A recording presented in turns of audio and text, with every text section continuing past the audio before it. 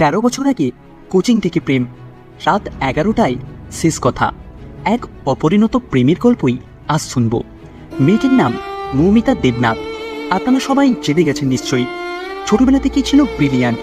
অনেক কষ্ট করে তার পড়াশোনা চালায় তার বাবা মা, করেন ডাক্তার। 13 বছর আগে দমদমের একটা কোচিংয়ে প্রথম দেখা এক যুবকের সাথে।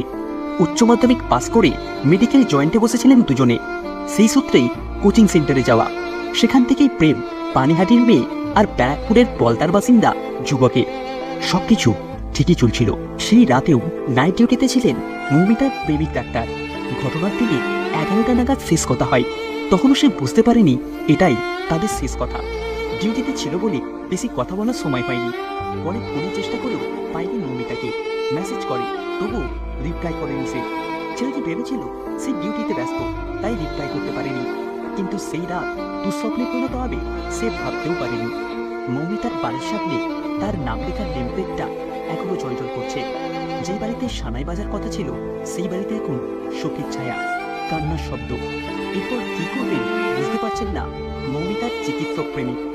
যারাই কাণ্ড পাঠালো তাদের কঠিন শাস্তি হোক, শুধু এটাই বলছেন। এবার আপনারাও আওয়াজ তুলুন, কারণ এটা শুধুমাত্র ডাক্তারদের না, এটা আমাদের মা, বোন এবং আমাদের মেয়েদের সুরক্ষার লড়াই।